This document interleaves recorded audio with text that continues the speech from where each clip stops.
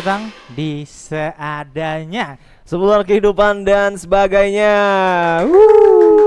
Nah, jadi apa? di episode kali ini gue bakal workshop. Kita bakal workshop. Workshop ya? Kita bakal Workshop belajar. Ya? Itu kan belajar. Kita belajar. Karena jujur tadi pas ngobrol di bawah gue banyak belajar nih berarti nih. Soal apa? Tapi sebenarnya yang diajarin tuh lah. Gua Gua nggak perlu kayaknya. Lu kalau ngomongin musik gak sama gua, Ger. Cuman jujur musik kan banyak banget ya. Secara genre gue juga spesifiknya lebih suka ke hard rock, psychedelic. Cuman musik yang sekarang kita pelajari nih, Ger, bentuknya berbeda. Kalau yang sekarang jujur ranahnya gue banget. Jujur, lu banget deh. Sorry banget. Lu banget. Jadi kalau gue banyak ngajarin sorry banget. Siap. Nah, kali ini kita bakal kedatangan salah satu narsum, salah satu guest star kita dong. Guest star gitu itu kan. Guest star kita yang jadi gue tuh pernah nemuin satu musisi kayak gue nggak sengaja banget. Gak sengaja gimana? Gak sengaja, jadi waktu itu tuh gue lagi bikin desain apa ya gitu. Terus gue burn out, gue pikir gue harusnya scroll TikTok dulu ya gitu. Iya. Terus nggak sengaja lewat satu konten, biasa tuh di TikTok tuh ada yang kayak ini beberapa rekomendasi musisi yang harus lo denger gitu. Oh iya. Itu lewat, terus akhirnya gue cek lagunya. Satu liriknya nggak tahu ya. Romantika hidup nan syadu. Romantika gitu ya. Romantika. Langsung aja, ini dia Mas Rafli Pradanto. Halo, Mas. Halo, Mas. Halo Mas. semuanya. Kita pertanyaannya di sini yang berbobot banget ya. Alias Tanya aja lu mau nanya bobot apa. banget. Mas dari mana ya, Mas, kebetulan? Gua kebetulan dari Jakarta. Ajar di Basung Jakarta. Tebet lah. Wis, ya. Nah, Mas itu ya, Mas ya. Kita kan ngalir aja nih, Mas. Kita ngobrol santai. Mas, gue grogi tuh, Mas. Jujur aja, Mas. Gue grogi karena gue aja, Pur. Gue tuh ngefans ya sama lo ya. Gue ngefans. Hitungannya ngefans udah ya. Hitungannya gue ngefans banget. Iya. Karena di Spotify gue tuh di bulan Januari. November sampai Desember kalau nggak salah, itu tuh top 5-nya nomor 1 malah. Romantika Syahdu. Serius tuh. Serius gue. Romantika Syahdu salah satu lagu dari lu Mas ya berarti ya? Iya, Wis. alhamdulillah. Info aja. Info iya Sama ada lagi lagunya Mas Rafli tuh yang judulnya High and Goodbye. Info.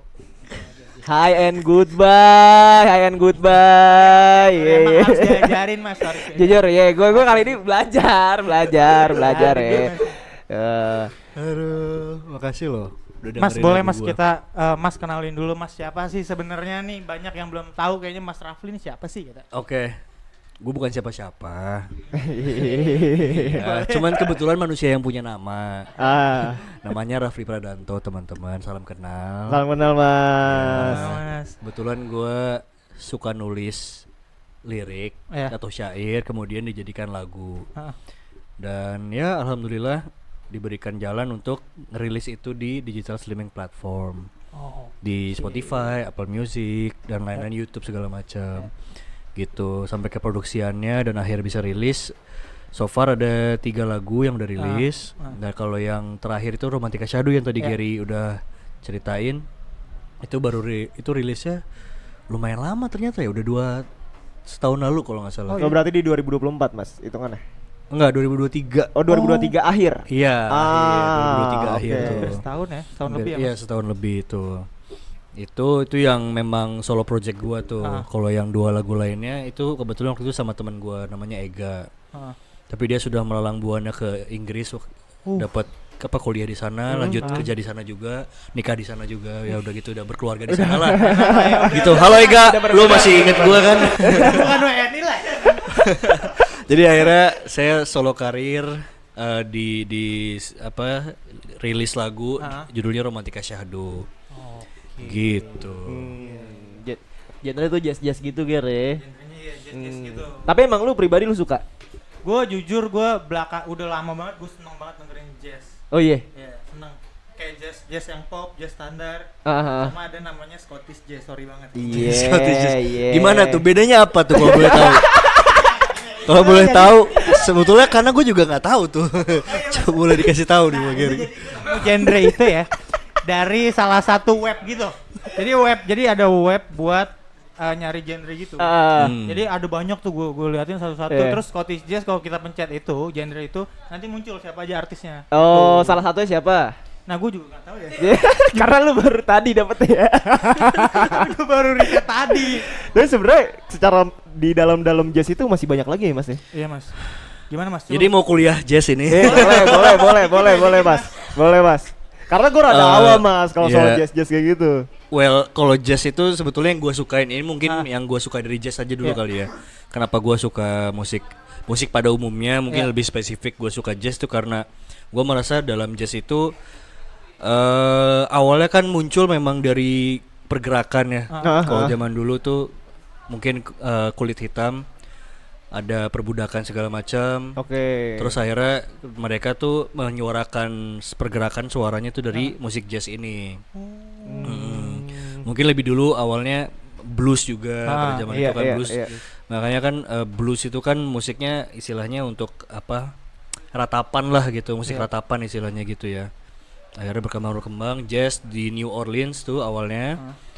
Terus berkembang akhirnya jadi apa setelah bertahun-tahun berlalu jadi pertunjukan yang memang menghibur bagi mungkin pada saat itu bangsawan atau orang-orang penting yang white people lah istilahnya ada istilahnya tapi nggak boleh rasis ya guys ya. Cuman pada saat itu memang ada dikotomi itu ada dua black people sama white people kan saat itu. Jadi ya gitu black musicians tuh banyak yang berkembang menampilkan musisi-musisi dan musik-musik jazz pada saat itu gitu. Akhirnya berkembang sampai sekarang akhirnya jazz bisa masuk ke semua genre bahkan. Gitu kan. Jazz bisa masuk ke rock, jazz bisa masuk ke dangdut bahkan. Collaboration gitu banyak yang di Indonesia gitu contohnya ya. Terus ada yang mungkin yang kita tahu sekarang pop jazz tuh udah menjadi sangat lumrah di Indonesia gitu kayak Java Jazz sendiri isinya juga bukan jazz standar atau posisi jazz pure kan banyak musisi pop juga gitu kayak gitu-gitu.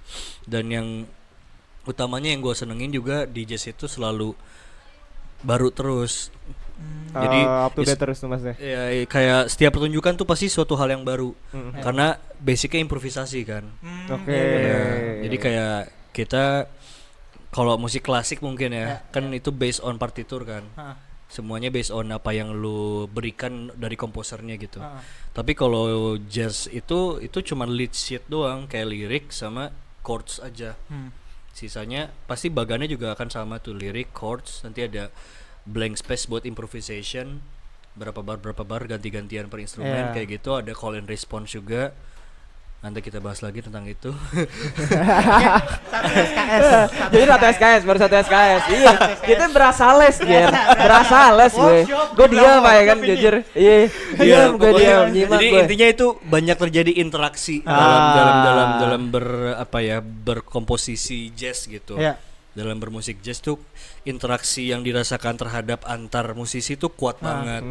Karena sangat mengandalkan kita harus dengerin orang tuh lagi ngomong musik tuh kalau gue sih merasa musik adalah sarana komunikasi ya whether itu melalui lirik atau enggak gitu kadang kita juga bisa ngerasain cuma dengerin musiknya aja udah bisa ngerasain gitu.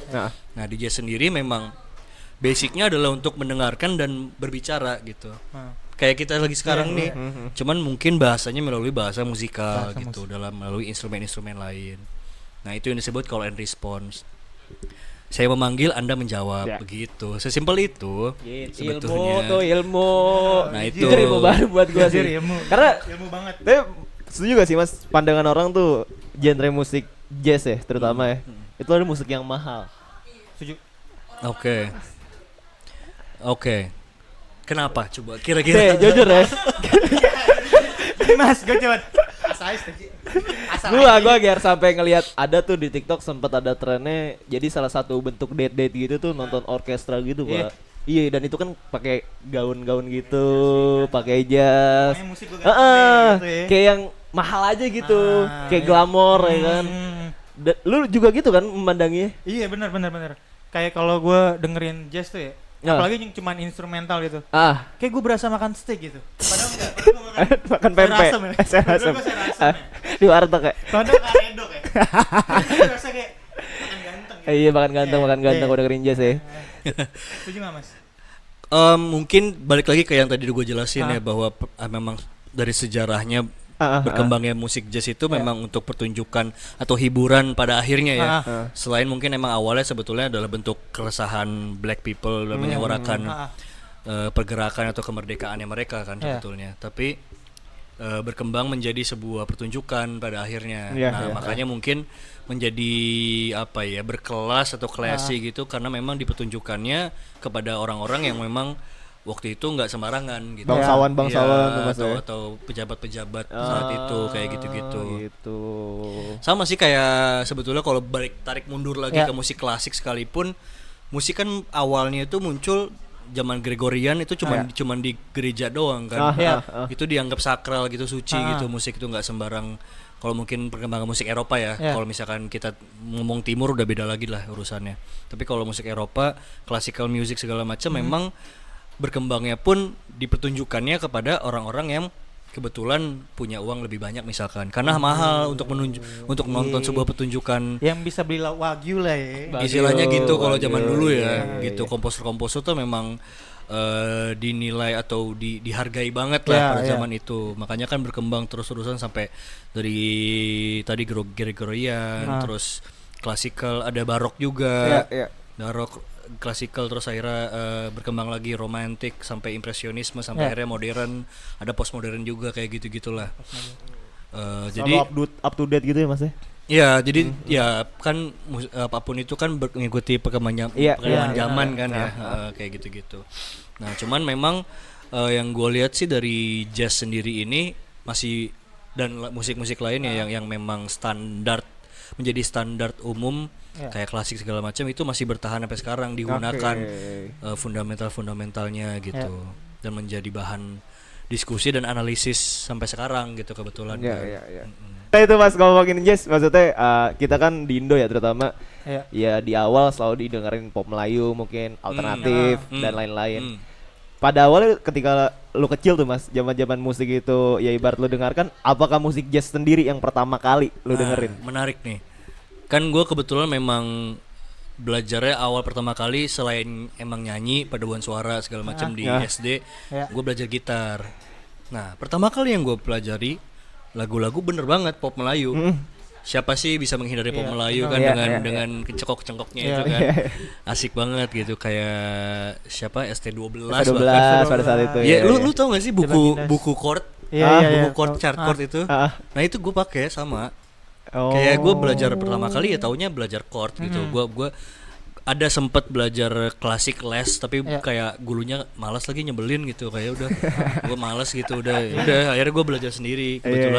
Kebetulan di keluarga juga ada beberapa yang bisa main musik gitu, main gitar gitu, jadi kayak oh yaudah gue sambil sharing. Kakek gue bisa nyanyi sambil main gitar, nyokap juga kebetulan bisa main gitar gitu pada saat itu. Jadi kayak gue alhamdulillah gue punya environment yang cukup mendukung untuk gue mungkin pulang sekolah SD gitu main gitar, di sekolah juga main gitar. Ya gitu-gitu sih. Kalau lu tanya tadi pertama, tadi ST12, Padi, Ceylon Seven, Dewa 19, Peter Pan kan belum jadi Noah. Iya kan? Baginda sih ya gitu-gitu. Banyak cuy, apalagi Raja, Hijau Daun, Leto, The Massive. Pokoknya ya itulah. Tahu gue. Zaman-zaman pop 2000 early 2000 Indo tuh. Itu kan lagi ngehits banget tuh semua. Band-band tuh bermunculan, Chris Patti segala macam. Wah, semuanya muncul lah, dan ya itu jadi sarana awal perkembangan gua belajar di gitar sih, chord gitar gitu. Gitu. Tapi kalau misal secara kiblat Mas nih di Indo tuh, jazz tuh siapa Mas? Kalau kiblat, gua kiblatnya ke Ka'bah lagi. Itu sholat lagi. Memang itu wajib. Iya, itu sholat. Juga mau di masjid Bade, kiblat ke Ka'bah, ke Ka'bah. Iya. Emang pusat sentrisnya di sana. Udah. Iya gak apa-apa, selalu ada celah untuk login. Kalau enggak juga gak apa-apa. Kan Bhinneka Tunggal Ika. Benar. Tapi Mas kalau gue denger karakter musik ya Mas, dari Romantika Syahdu itu mirip-mirip ini. Apa ya? Chandra Darusman. Oke, Chandra Darusman tahu gue. Chandra Darusman yang perjumpaan kita kalau nggak salah. Oh ya, itu salah satu referensi juga ketika gua bikin lagunya. 1-0. Sorry ya mas, sorry. Nggak, karena maksudnya kalau jazz ya, terutama orang-orang awam ya mas, paling taunya kiblatnya ke gitu-gitu kan, terus kayak bukan itu kan apa? Lagi dibui. Oh, Lagi iya, menjalani sorry. sesuatu ya. Kita doakan yang terbaik kepada beliau. Ya, semoga dilancarkan, dimudahkan agar bisa berkarya kembali. Ayo bisa kembali. Kami menunggu sehatnya Anda. Amin. Tapi kemarin Mas Raffi sempat ketemu. Ini lucu banget nih. Oh, iya?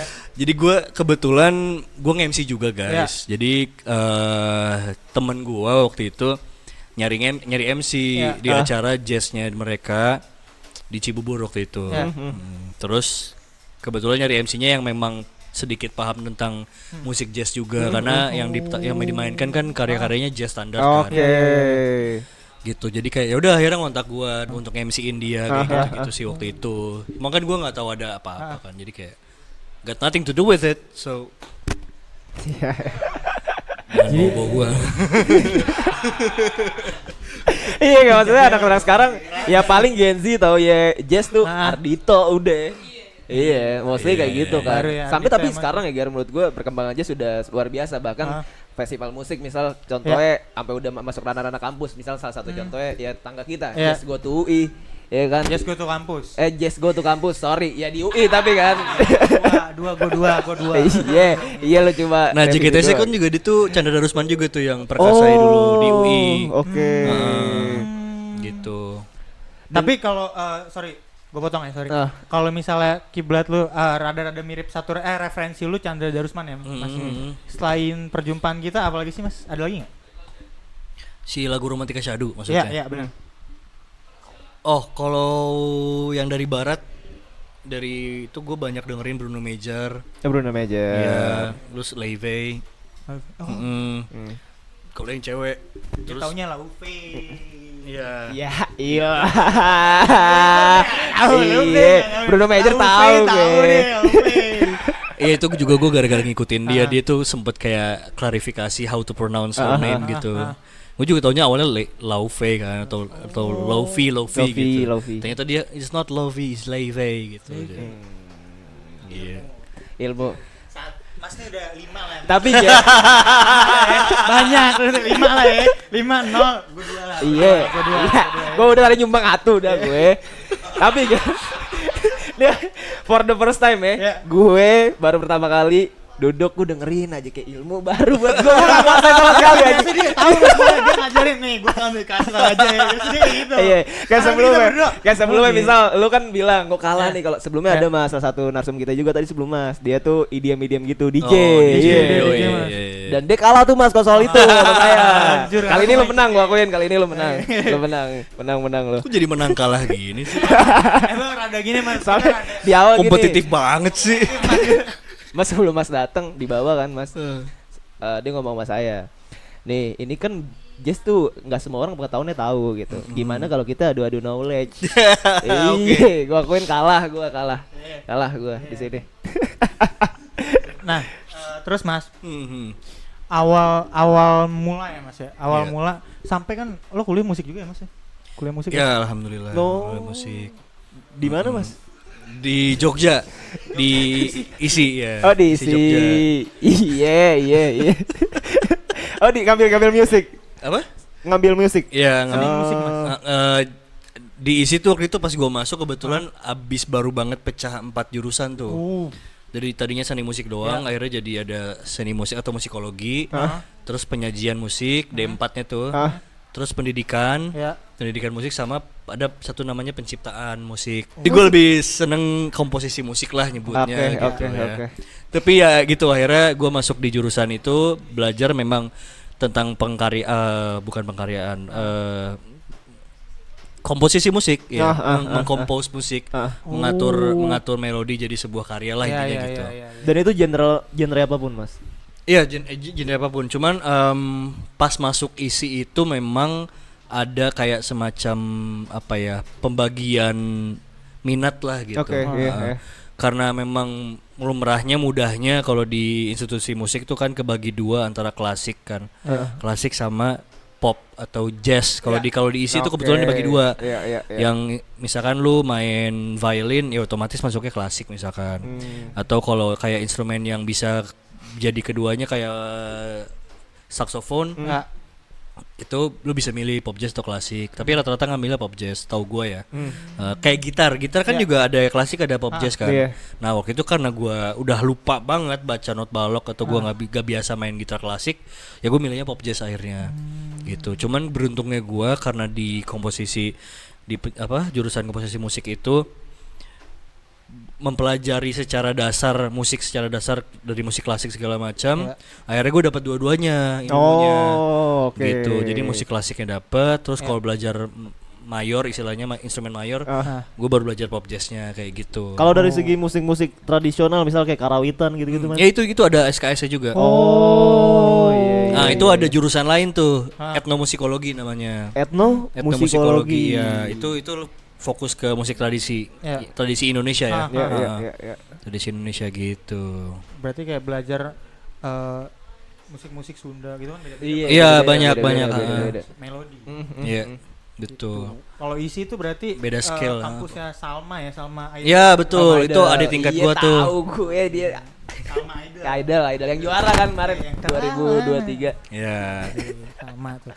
Mas, tapi Mas lo pas dari kecil tuh emang kayaknya jadi musisi deh. Apa ada cita-cita lain sih Mas sebelum Enggak musisi? lagi. Dulu cita-cita apa tuh, Mas? Gue tuh lulus SMA, gue sempat daftar arsitektur UGM. Ini lulus SMA nih? Lulus SMA waktu itu. Iya. Oke. Jadi kayak emang gue sebetulnya dari dulu memang sudah seringnya ikut lomba musik segala macem lah. Cuma memang waktu lulus SMA tuh mikirnya orang tua juga agak skeptis kan kalau jadi musisi gitu kan.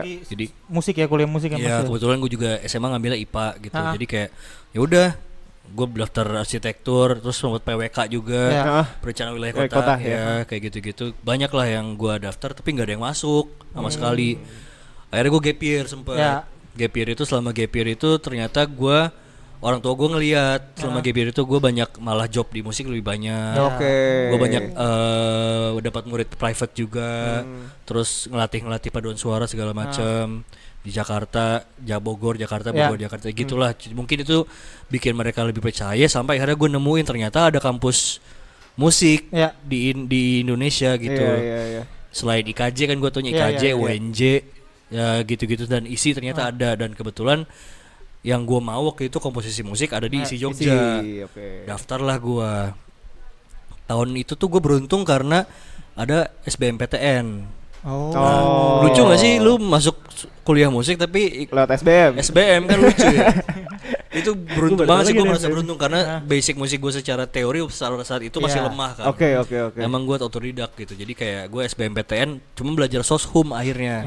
Karena gue mungkin basicnya IPA cuman mau nggak mau karena gue mau masuk ke ISI, gue belajar soshum tuh selama gue gap year. Dari Saintek jadi soshum kan. Terus tes lah, terus ada tes prakteknya juga. Tes prakteknya main musik sama pengetahuan dasar musik segala macam. Alhamdulillah keterima pilihan pertama tuh di ISI Jogja komposisi penciptaan musik gitu. Jadi ya udah langsung berangkat ke Jogja. Berarti dari dulu kan setelah SMA kayak kiblat lu semua kampus di Jogja tuh, Mas. Kenapa Jogja tuh? Kayak ISI, UGM, lu nyoba arsitektur. Oh iya benar. Iya benar juga. Iya benar. Nggak tahu ya, mungkin karena gue kemakan jargon orang kali ya, kayak Jogja kota pelajar gitu. Jogja kota pelajar. Iya. Itu sih. Mas, tapi di akhirnya kayak oke deh gue akhirnya jadi musisi nih, ngerilis kayak awal pas banget lu ngerilis itu tahun berapa sih, Mas? 2022 apa 21 ya? Pas ya Covid berarti, Mas. Iya, pas beres banget Covid tuh. Itu gua belum ngantor waktu itu masih freelance. Oh ya, gue juga belajar audio kan kebetulan. Jadi kayak ya salah satu privilege juga buat gue untuk mempelajari musik gak cuman secara teori doang tapi sampai ke produksi juga. Alhamdulillah di Jogja gue banyak belajar, terus akhirnya yang kepake alhamdulillah sekarang tuh malah si productionnya kan. Iya, jadi kebetulan gue kerja di audio post production untuk iklan TVC Iya gitu. ada di Instagram ya di Tebet gitu. Makanya akhirnya gue jadi tahu tuh end to endnya dari songwritingnya sampai komposisi, arrangementnya sampai bikin produksinya sampai kelar gitu. Jadi benar-benar end to end lah gitu. Tadi pertanyaan lo adalah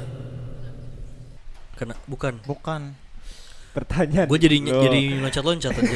sorry gue aja ya mas, gue aja lupa ya tadi gue nanya apa ya. Gue juga lupa jujur.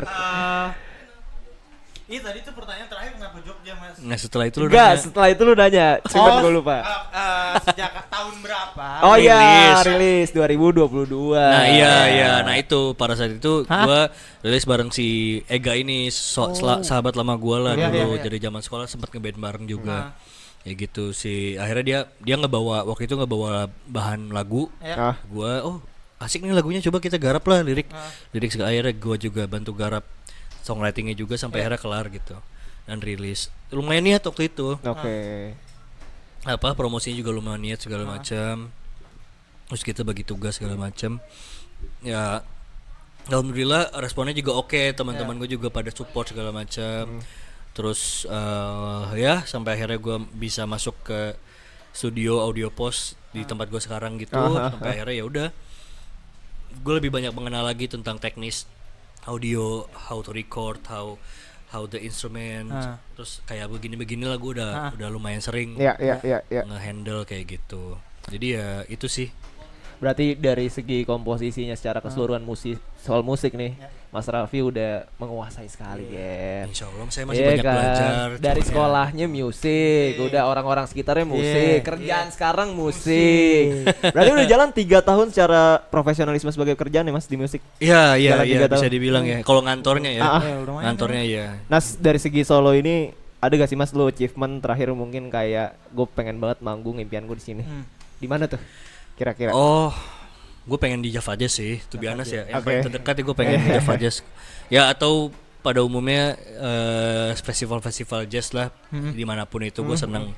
Gue pengen lah ada di situ gitu. Kalau nanya. Selain Java Jazz, ada yang namanya Jazz to Campus juga. Ya tadi Prambanan Jazz. Prambanan Jazz. Itu Prambanan Jazz yang malam-malam tuh ya. Wah asik lah. Kalau nggak salah ada yang jazz di dekat gunung, ya kan? jazz di gunung ya. Oh iya. Jazz di gunung, depan gunung mana? Bukan. Gunung Kabur. Festivalnya ada tahun lalu. Tapi gue nggak tahu namanya jadi nggak bisa poin ya. Ya mas semoga bisa terimplementasikan secara di Jazz to Campus tuh. Tapi pas tadi kan lu sempat manggung sama temen lu ya mas. Itu lagu pertama deh mas yang lu bawain pas manggung tuh apa mas? Oh itu standar jazz, salah satu jazz standar yang ada di Real Book namanya. Kalau mungkin almanak lah ya, almanaknya anak-anak jazz tuh namanya Real Book. Itu Chega de Saudade namanya. Itu bahasanya bahasa Brazil, Portugis. Genrenya bossa nova yang kayak Romantika Syahdu itu. Itu lagunya Tom Jobim, Antonio Carlos Jobim. Ya gue bawain sebagai pembuka karena memang pada saat itu rata-rata musiknya bossa nova dan kebetulan gue suka banget bossa nova gitu. Bossa nova tuh genre. Iya tahu gue. Kalau itu tahu, masih tahu gue. Cuman di luar itu secara dalam-dalamnya gue akuin gue kalah hari ini ya. Sama Anda ya. Nah, bossa nova itu kayaknya udah kita kuliah udah 3 SKS. Ya 3 SKS. Thank you nih Mas atas ilmu-ilmu ini Mas. Thank you. Awam Raffi. Kita belajar banyak banget tentang jazz, bahkan sejarah loh. Sejarah musik jazz gimana jujur. Ternyata kenapa akhirnya adaptasi sekarang dilihat orang musik mahal. Banyak tuh ilmu-ilmu ya Ger. Ya udah pokoknya gitu aja guys. Thank you guys. See you. Thank you banget ya udah dengerin kita hari ini. Dadah. Musik bahasa universal guys. Gue Fadil cabut. Bye bye.